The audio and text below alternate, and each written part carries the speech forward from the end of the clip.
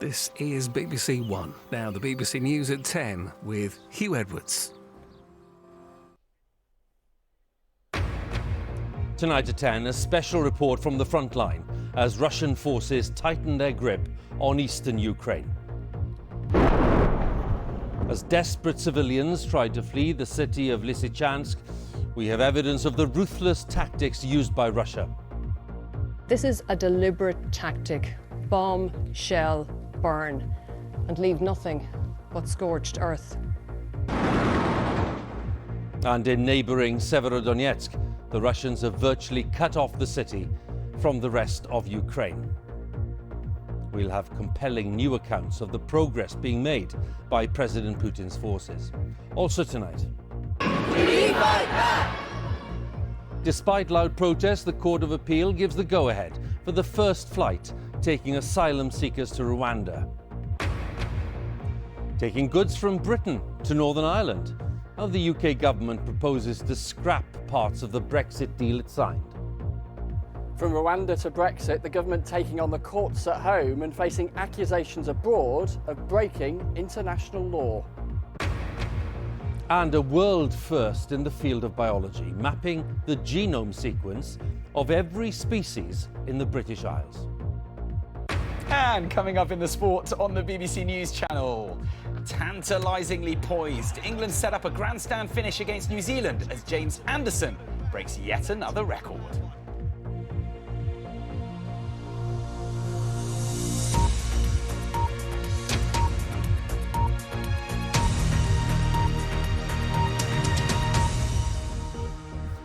Very warm welcome to BBC News at 10, and we start tonight with a special report from eastern Ukraine, where Russian forces are tightening their grip on the country's industrial heartland, the region of the Donbass. President Zelensky has called again for Western allies to provide advanced missile defence systems for the Ukrainian army to stop the steady Russian advance. The Russians now control almost all of the strategic city of Severodonetsk after lots of fighting, and tonight the final bridge to that city has been destroyed, trapping Ukrainian troops and thousands of civilians. The Ukrainian government, by the way, says that Russia is able to keep up all of this military activity for one reason, because it is still earning huge amounts by selling oil and gas, despite the global economic sanctions. Well, the Russians are also bombarding the neighbouring city of Lysychansk, where civilians are desperately trying to flee. Our international correspondent Ola Gearin with video journalist Colm Malloy have sent this report from the Donbass.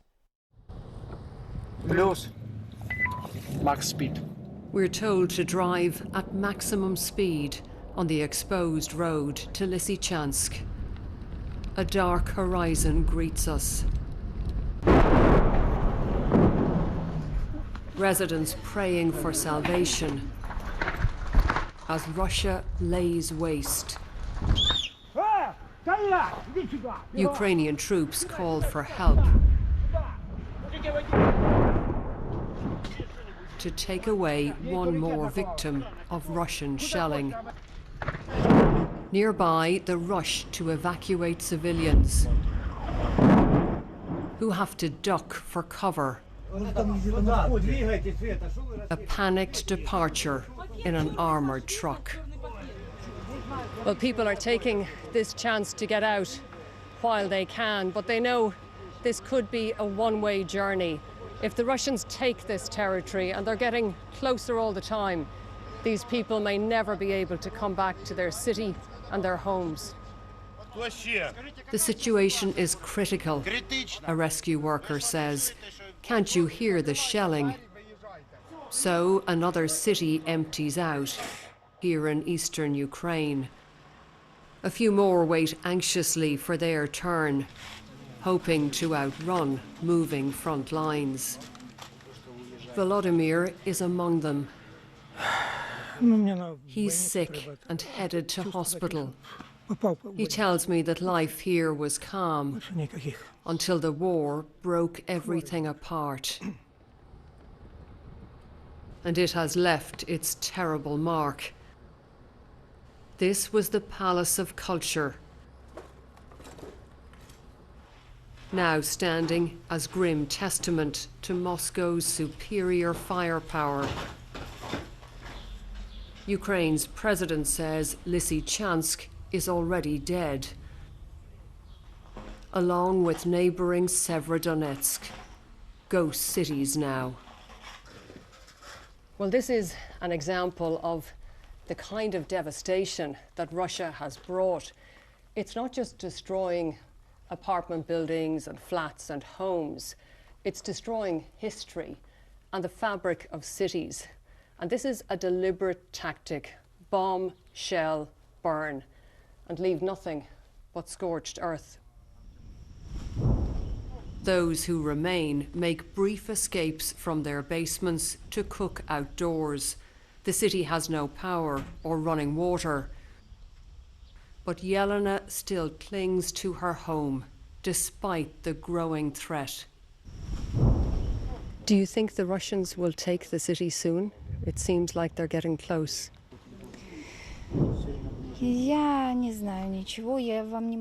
I don't know, she says.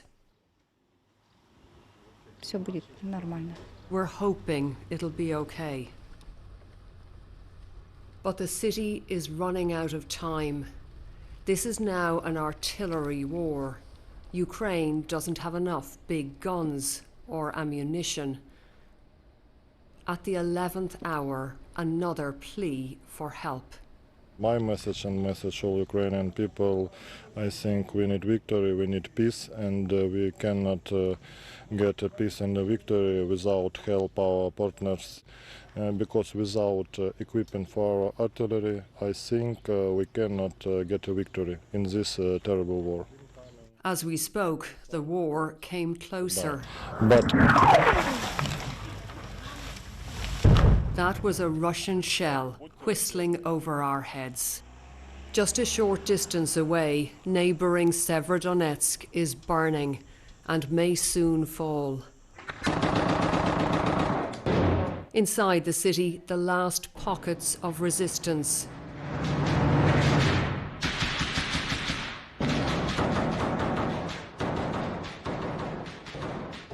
Ukrainian troops fight building to building and street to street. But all bridges to the city have now been destroyed. Ukraine is facing an enemy that has learned lessons and is imposing crushing losses in battle. Troops fight on, but the handful of advanced weapon systems promised by Britain and the US may be too little, too late. Here in the Donbass region right now, it looks like a losing battle.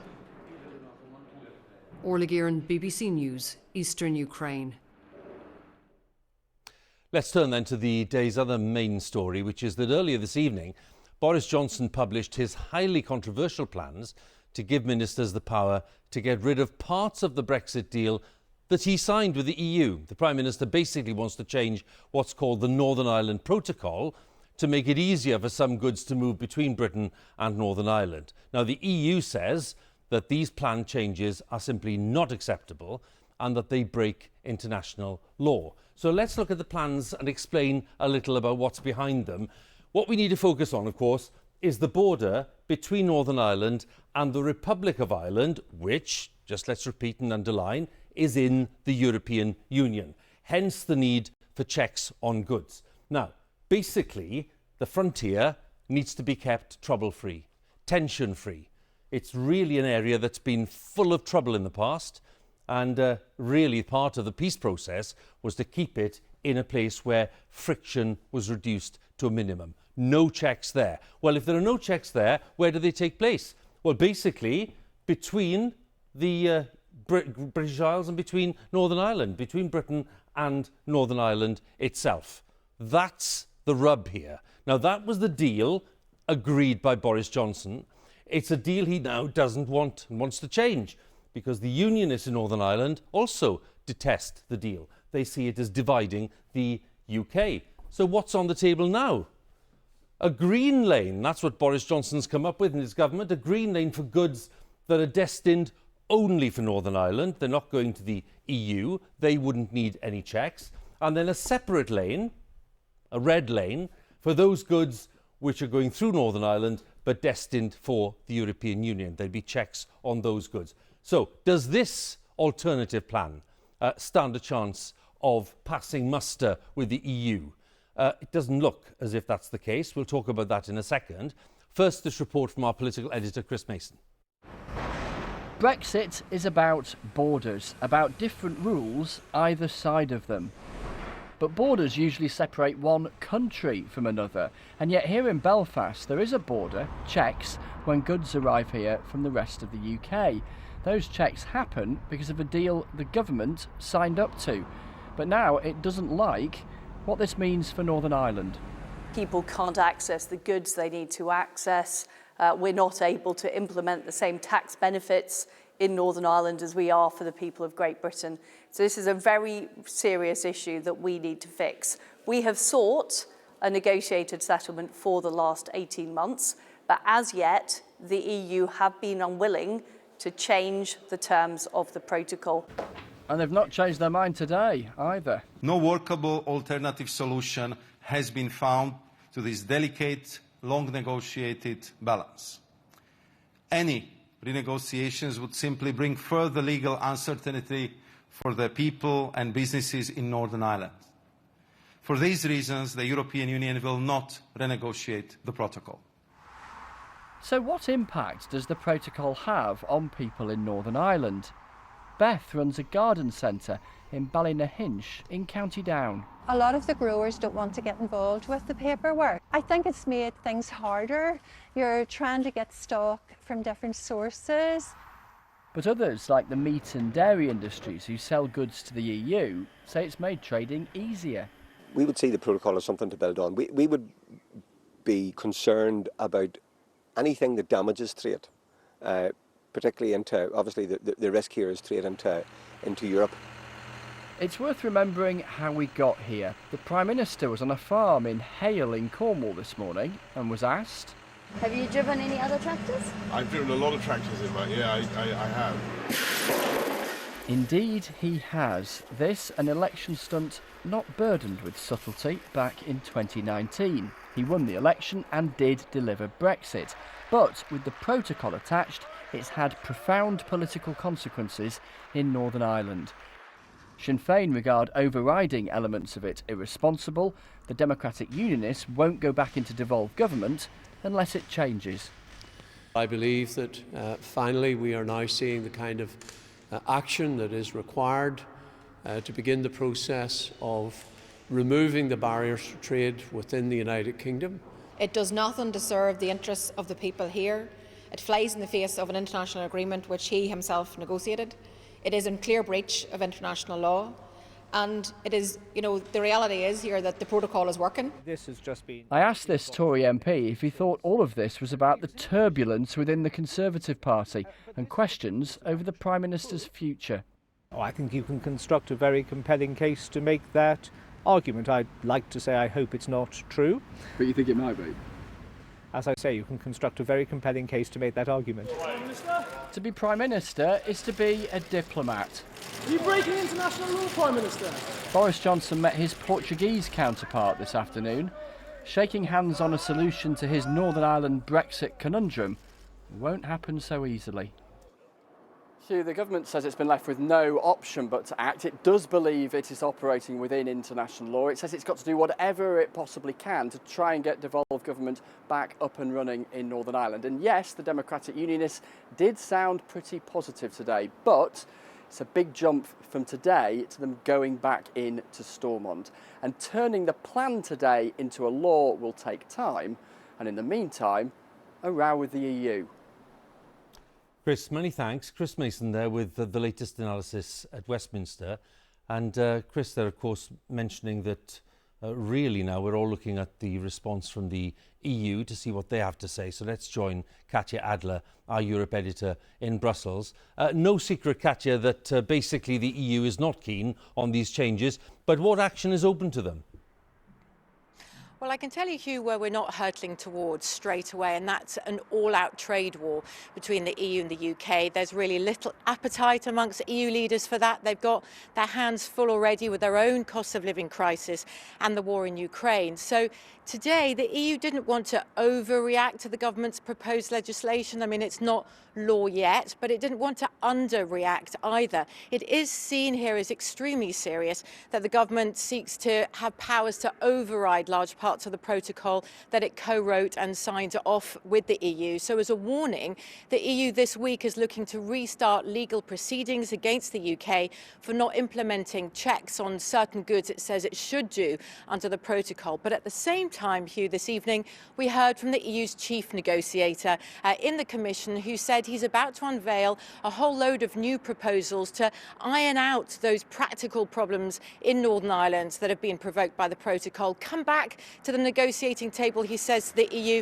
And in fact, when you look at issues like customs lanes and things like that, you know, the two sides, Hugh, aren't really that far apart. It's just the mood music right now is dreadful. Katya, many thanks again for the latest thoughts there in Brussels. Katya Adler, our Europe editor.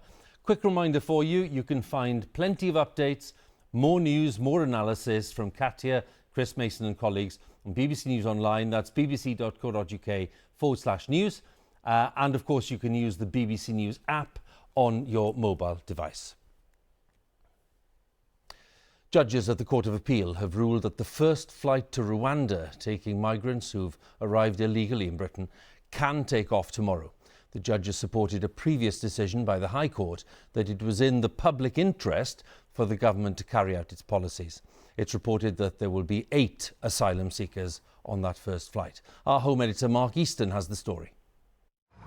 Dozens more asylum seekers arrived on the Kent coast today. 37 men who the government says should potentially face removal to Rwanda because they've travelled from France, a safe country. And this is the Boeing 767 chartered by the Home Office to take the first group of asylum seekers on a one-way ticket to Rwanda tomorrow night. The plane can take around 200 passengers, but a maximum of just 8 asylum seekers will be aboard, and 3 of those are in court tomorrow arguing to be removed from the passenger list. The Rwanda policy divides opinion, apparent outside the courts of justice today. For some, it's an effective way to deal with migrants who come to the UK illegally. For others, it's an immoral and unlawful way to treat vulnerable people who are asking the UK for sanctuary. To stay removal of asylum seekers to... Lawyers were making a last-ditch attempt in the Court of Appeal to stop tomorrow's Rwanda flight, but the 3 judges, led by Lord Justice Singh, decided there was not enough to overturn last week's decision to let the plane take off. This court cannot therefore interfere with that conclusion. Campaigners were disappointed by the judgment, but there will be a full legal review of the Rwanda policy in the courts to be completed by the end of July. We hope the courts in July and that longer hearing will take a different view, because it's a fundamentally unlawful policy. Claiming asylum is a human right, and Rwanda is not a safe country to which people can be returned. At the United Nations in Geneva, the news that asylum seekers were to be forcibly removed to Rwanda was described as catastrophic. We believe that this is all wrong. This is all wrong, this deal, for so many different reasons. In the Rwandan capital, Kigali, today, the accommodation for those asylum seekers given the one-way ticket to Africa was receiving final touches: soap and shampoo sets, clean linen. The UK government says the arrangement is a model the rest of the world could follow. The Home Secretary has always argued that her Rwandan removals policy is designed to deter people from taking dangerous and unnecessary journeys from safe countries and will undermine the criminal operations of people smugglers. It is in the public interest, she says. Demonstrators gathered outside the Home Office this evening to protest against tomorrow's Rwanda departure. But ministers believe that even if only a single asylum seeker is aboard, the flight could be a game changer in dealing with what they call illegal immigration. Mark Easton, BBC News, at the Court of Appeal. The family of a 12-year-old boy who's in a coma with severe brain damage say they're planning to appeal against a ruling that his treatment should be stopped. Doctors at the Royal London Hospital say tests have shown that Archie Battersby has no discernible brain activity, but his parents want his treatment to continue. I do not believe Archie has been given enough time. From the beginning, I have always thought, what is the rush? His heart is still beating, he has gripped my hand, and as his mother, and my gut instinct, I know my son is still there. Holly Dance there, who's Archie Battersby's mother. Now, the UK economy shrank in April for the second month in a row. All the main sectors of the economy, services, manufacturing and production, were affected. And some economists say the UK now risks falling into recession. The government says it's focused on boosting growth. So there's plenty to talk about with our economics editor, Faisal Islam, who's joined me now in the studio. And when people look at these very disappointing growth figures, Faisal, and ask you for maybe a list of causes, what do you say to them? Well, the first thing, this is actual data for April. As you say, you'll see that the figure is down 0.3% in that month. That was the same month, of course, when energy bills spiked so much by those record amounts, and we also got tax rises. The government's pointing to what actually pushed that negative, though, was the reduction in COVID NHS spending. But even if you take that into account, it's looking quite flat. But we tend to look at data over a run of months, not just in a single month, and you'll see the last time it grew was in January, and then it's been no growth since then. And indeed, if you take the National Institute's forecast for May and June, that continues. So basically, pretty likely that the economy is shrinking in this quarter, though not as bad as a recession just yet. We should be able to avoid that. I suppose people will look at that and say, well, are other countries, comparable countries, facing the same kind of pressures? You know, how do we compare? Well, they are facing the same pressures, but if you look into next year, then most of the forecasts are saying that UK is going to suffer little or, in fact, no growth. This is the OECD's forecast, UK bottom of that league. US and France, just we've taken two examples there, growing 1.2, 1.4%. Still actually not exactly roaring ahead, but better than zero. And looking ahead to the rest of this week, we're just on Monday, and thinking, well, what other announcements could come this week that might change our perceptions? So we've got the jobs data tomorrow. That's been a rare bright spot in the data, but inflation is obviously the key thing on people's minds right now. 9%, 4-decade high, heading up to 10%, and the Bank of England will make a further interest rate decision on Thursday, looking likely to be a further rise. So you have this really high inflation. You also have that stagnation I was talking about. Stagnation and inflation is this term stagflation, and that means it's quite difficult to go and rein in inflation at the same time as avoiding a recession. It requires a double act between the Bank of England and the government, but that does seem where we are right now. Faisal, we'll talk again as the week goes on. Thank you very much. Faisal Islam, there, our economics editor. Let's look briefly then at some of the other stories making the news today. The actor Kevin Spacey will appear in court in London on Thursday after being charged with sexual offences against 3 men. He's accused of 4 counts of sexual assault and 1 count of causing a person to engage in sexual activity without consent. Kevin Spacey has previously said he intends to prove his innocence. At the High Court, the businessman and prominent Brexit supporter Aaron Banks has lost his libel case against the investigative journalist Carol Cadwallader. Mr Banks, a major donor to the Leave.eu campaign, sued Ms Cadwallader over allegations that she'd made about Mr Banks and Russia. Ms Cadwallader said the case should be of concern to anyone who values freedom of speech. Mr Banks said he was likely to appeal against the judgment. A father left paralysed in the Manchester Arena bombing has conquered the summit of Africa's highest mountain in a wheelchair. Martin Hibbert launched the mission to scale Mount Kilimanjaro as he wanted to move mountains, he said, for disabled people. He's already raised around half of the £1 million target for the Spinal Injuries Association. By the way, you'll be able to see Martin and hear his incredible story on the breakfast sofa tomorrow morning. Well, tomorrow marks the 5th anniversary of the deadly fire at Grenfell Tower in West London, in which 72 people lost their lives. And the problem of flammable cladding on blocks of flats is still an acute one. Around 1 million people could still be living in blocks of flats with dangerous cladding. despite the government and property developers pledging some £9 billion to put things right. Our correspondent Judith Moritz has more details.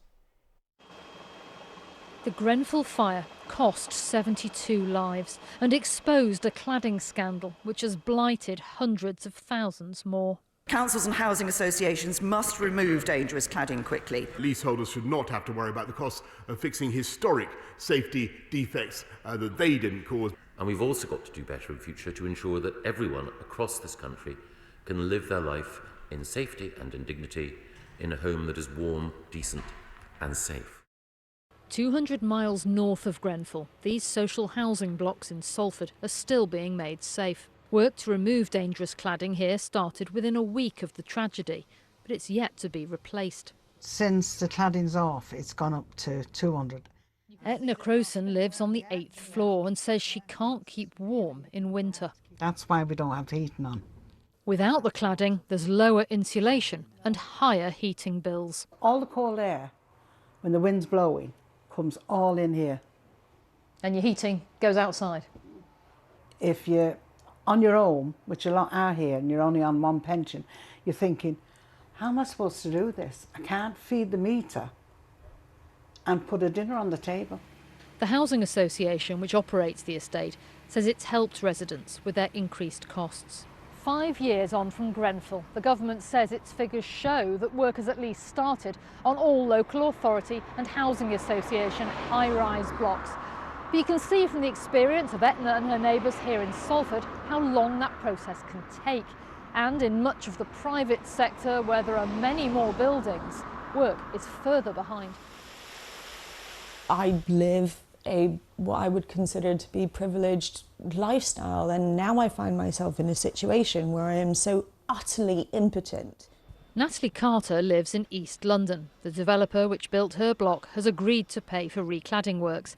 But Natalie says the ongoing disruption is causing real anguish. I don't think people quite understand the emotional distress of having to live in a building where at any given point you feel you could die. There ought to be compensation. It has completely turned my life upside down. 45 developers have recently pledged to pay costs within the private sector. But there are other kinds of dangerous cladding than the type used on the Grenfell Tower, and work to get rid of that is barely underway. Judith Moritz, BBC News. Now, in what is probably the most ambitious project ever undertaken in the field of biology, a team of scientists is planning to sequence the genomes of all forms of life in the British Isles, estimated to be some 70,000 species. And the project can transform how we understand the natural world, and there may well be benefits for humans in search of medicines and materials inspired by nature. Our science editor, Rebecca Morell, has been finding out more. A close-up look at our weird and wonderful natural world. From a delicate sea creature called a brittle star to a hermit crab carrying a sea anemone on its back, and these bizarre animals known as mud owls. All of these creatures were scooped up just off the coast of Plymouth. So you've got two worms here, and this one, it's almost made these overlapping scales of kind of sandy shell. They're being collected for an ambitious new project to sequence the genomes of all life in the British Isles. Today, scientists are focusing on marine worms, known as polychaetes. It's a big task with hundreds and hundreds of species, and we've got over 100 now, I think 120 odd species of polychaetes collected. It seems like a lot, but really it's just the beginning. The plan is to sequence the DNA of every plant, animal and fungi in Britain and Ireland. That's about 70,000 species. And some are surprising. There's a type of microalgae that has 200 billion letters of DNA. That's more than 60 times bigger than the human genome. And the scientists plan to do this all by 2030. The DNA extraction is being carried out at the Wellcome Sanger Institute. The human genome was sequenced here 2 decades ago. That took years, but now a species can be completed in a few days. When the human genome was sequenced, it changed the way we do human biology forever. It's really transformed how we see ourselves and how we work with our health and illness. And we want to make that possible for all of biology. So we want everybody working on any species or any group of species anywhere in the world able to have this ultimate foundation. One genome that is now complete belongs to the badger. In Oxfordshire, as dusk falls, a family emerges from their set. Scientists say having their detailed genetic information is vital. Getting the badger genome sequence is really important because we can see how badgers adapt to diseases, how they adapt to their environment, and how they interact with other species in their ecosystem. They do different. Back onshore in Plymouth, the rock pools are full of surprises. But their genetic code could also help us to find nature-inspired medicines or materials. This immense endeavour could change our understanding of the diversity of life. Rebecca Morell, BBC News, Plymouth. The time is 10:30, time for a look at the weather. And on a Monday, Matt, maybe a look ahead to the week that's coming up. Welcome. Thank you very much. Nice to be here. It's worth having a look actually, Hugh, because so far this summer it's been a rather cool start as it is, but things are about to change. Our first quick hit of summer heat is on its way. It's there at the moment across parts of Spain and Portugal. Will build into southern France over the next few days. Temperatures widely above 40 degrees, but it's towards the end of the week that heat really shoots its way northwards. It's mainly going to be for England and Wales. Widely high 20s, low 30s as we head towards Friday. Notice Scotland, Northern Ireland don't quite get into the heat. Here, there's always going to be a bit more cloud, much like we saw across in the west of Scotland today. Rather grey skies, the chance of some rain. But it's that cloud tonight, which means some of the highest temperatures we found here. A bit of a damp start tomorrow, but further south with clearer conditions in rural parts could get down to around 4 or 5 Celsius. But let's take a closer look tomorrow, starting across the north, because that rain comes and goes across parts of northern and western Scotland throughout the day. Northern Ireland, southern Scotland, northern England, the odd passing shower, but most of you will stay dry with some sunny spells. Southern half of the UK tomorrow, well, other than the odd shower towards North Wales, most will stay dry. Bit of cloud around first thing. Notice how that breaks up, particularly across southern areas where it'll be a blue sky afternoon. It's here though, very high pollen levels and the highest of the temperatures widely around 20 to 25 degrees. Most places close to where it should be for June, although rather cool in the northwest of Scotland. Where it'll be a blustery day and a blustery evening to come. Rain eases off, it pushes back in as we go here into Wednesday. Further rain at times, as we'll see later on in the west of Northern Ireland. Could see the odd isolated shower, southern Scotland, northern England on Wednesday, but most will have a dry, sunny day and getting hotter, up to around 27 degrees. That heat, that humidity builds in for the rest of the week. But of course, it's a UK story. Heat and humidity, it all goes by the time we hit the weekend. So if you don't like heat and humidity, it's only a short burst. Hugh. Good advice, Matt. Thank you very much. Thanks to Matt once again. And well, dear friends, that's BBC News at 10 from our new home here on Monday, the 13th of June. Don't forget, there's more analysis of the day's main stories on Newsnight. And there's Kirsty just going on air as we speak on BBC Two. Here on BBC One, well, there we are. All our colleagues in the nations and regions, all of them standing by right now with the news where you are. So stay with us. But from the 10 team, thank you for watching and good night.